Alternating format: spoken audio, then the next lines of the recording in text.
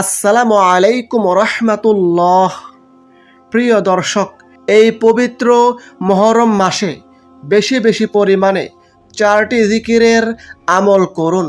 আপনার ভাগ্য খুলে যাবে, জীবনের গুনাহখাতা মাফ হবে, আমল নামাই অসংখ্য পরিমাণে নেকি যুক্ত হবে, মিজানের পাল্লা ভারী হয়ে যাবে, আল্লাহ তাআলা আপনার প্রতি সন্তুষ্ট হয়ে যাবেন। আর আল্লাহ তাআলা যখন কোনো বান্দার প্রতি সন্তুষ্ট হয়ে যায়, তখন সেই বান্দার জন্য জান্নাত ওয়াজিব হয়ে যায়, জান্নাত অবধারিত হয়ে যায়। দর্শক, আমি আশা করি যারা জিকিরকে ভালোবাসেন, জিকিরের আমল করতে পছন্দ করেন, তারা আজকের ভিডিওটি না টেনে সম্পূর্ণ দেখবেন এবং উপকারী মনে হলে প্রিয়জনের কাছে বেশি পরিমাণে শেয়ার করবেন। আমাদের চ্যানেলের নতুন দর্শক হলে চ্যানেলটি এখনই সাবস্ক্রাইব করে পাশের বেল আইকনটি অল নোটিফিকেশন করে রাখুন, যেন পরবর্তী ভিডিওগুলো সহজেই পেয়ে যান। দর্শক, মুহররম মাস হিজরি বর্ষের অন্যতম গুরুত্বপূর্ণ মাস। পবিত্র কুরআনুল কারিমে এবং হাদিস শরীফে এ মাসকে অত্যন্ত ফজিলতপূর্ণ বলা হয়েছে। পবিত্র কুরআনের ভাষায় এটি সম্মানিত 4টি মাসের অন্যতম। এ মাসে বেশি বেশি পরিমাণে নফল রোজা, নফল নামাজ, তাওবা ইস্তেগফার ও বেশি বেশি পরিমাণে জিকির আজকার করার প্রতি উৎসাহিত করা হয়েছে। সুতরাং এই পবিত্র মাসে বেশি বেশি পরিমাণে বিভিন্ন নফল আমল ও জিকির আজকার করার চেষ্টা করুন। আপনার কপাল খুলে যাবে ইনশাআল্লাহ। দর্শক, আমরা প্রথমে জিকিরের গুরুত্ব ও ফজিলত সম্পর্কে কোরআন এবং হাদিসের মাধ্যমে সামান্য কিছু আলোচনা করব। তারপরই গুরুত্বপূর্ণ ফজিলতপূর্ণ 4টি জিকির আপনাদেরকে জানিয়ে দিব ইনশাআল্লাহ। দর্শক, জিকির মানে হচ্ছে আল্লাহ তাআলাকে স্মরণ করা। পবিত্র কোরআনে আল্লাহ তাআলা বলেন, হে মুমিনরা, তোমরা আল্লাহকে অধিক পরিমাণে স্মরণ করো এবং সকাল সন্ধ্যায় তার পবিত্রতা ঘোষণা করো। সূরা আহজাব আয়াত 41-42।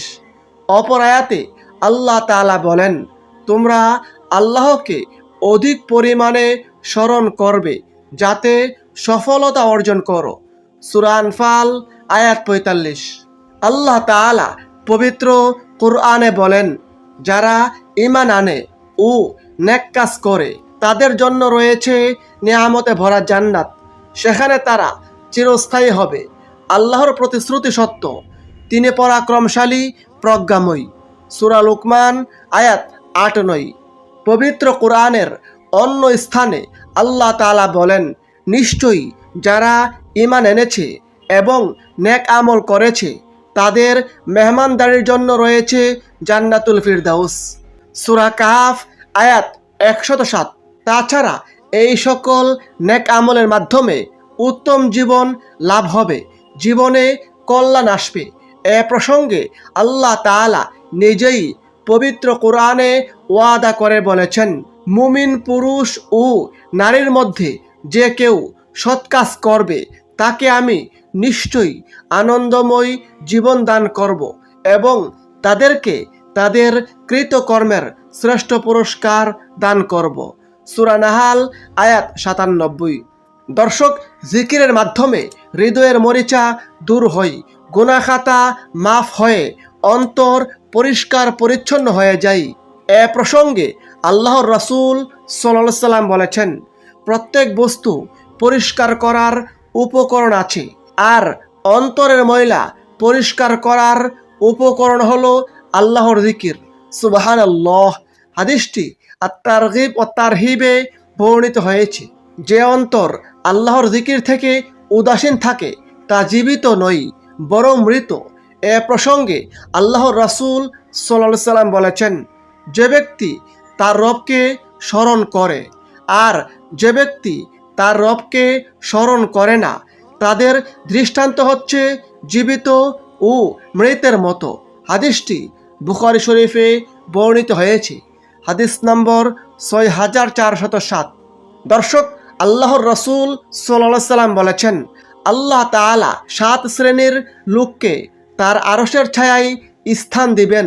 তাদের মধ্যে অন্যতম হচ্ছে ওই সকল লোক যারা একান্তে আল্লাহকে স্মরণ করেছে এবং তাদের চোখ থেকে অশ্রু প্রবাহিত হয়েছে।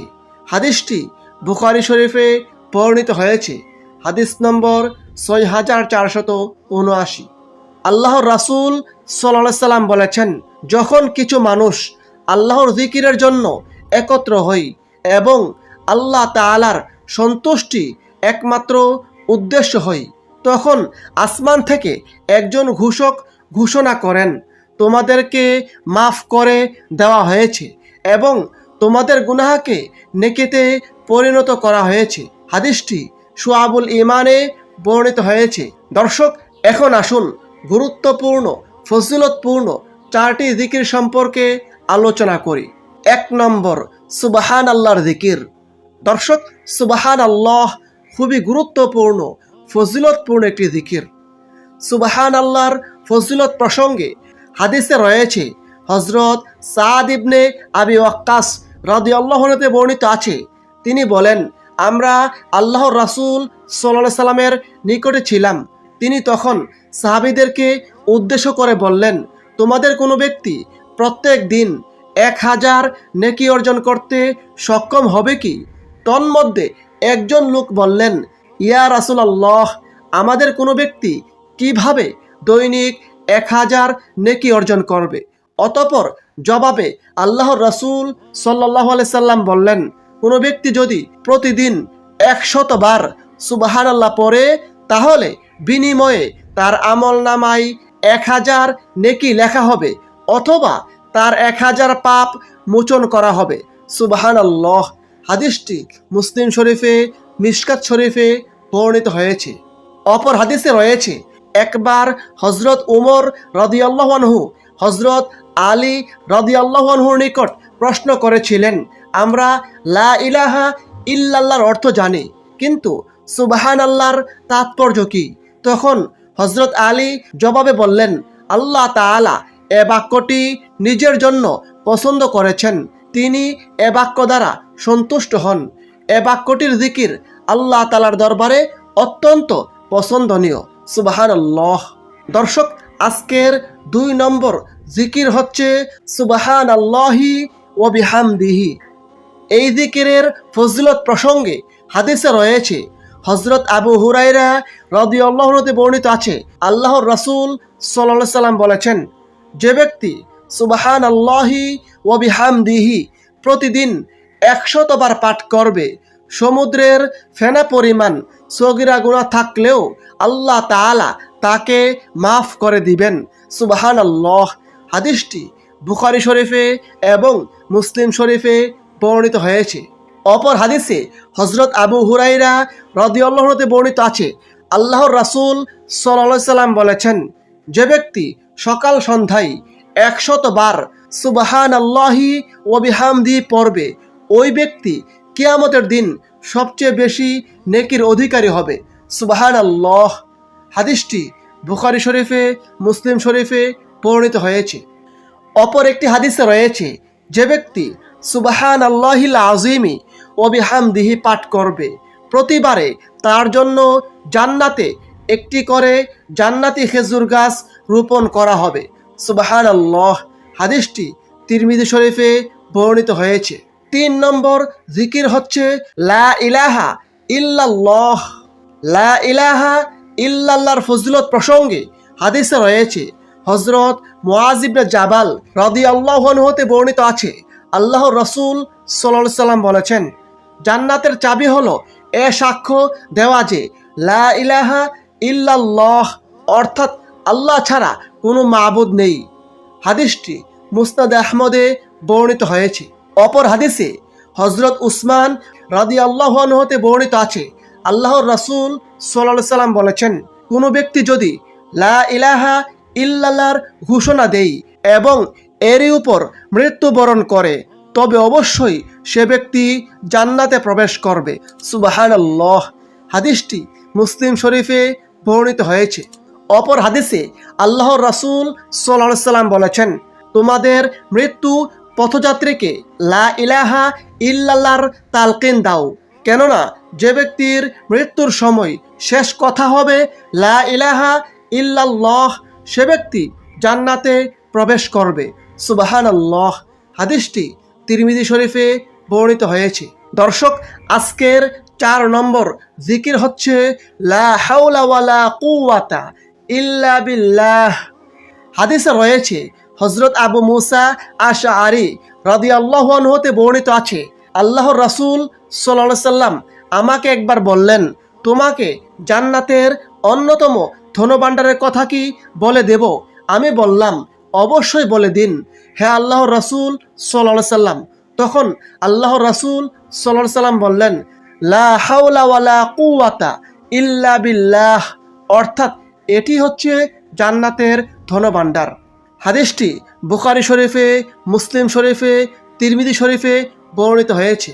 অপর হাদিসে হযরত আবু যর রাদিয়াল্লাহু আনহু হতে বর্ণিত আছে, আল্লাহর রাসূল সাল্লাল্লাহু আলাইহি সাল্লাম আমাকে একবার বললেন, আমি কি তোমাকে জান্নাতের গুপ্তধনগুলোর একটির সন্ধান দেব না? আমি বললাম, অবশ্যই বলুন হে আল্লাহর রাসূল সাল্লাল্লাহু আলাইহি সাল্লাম।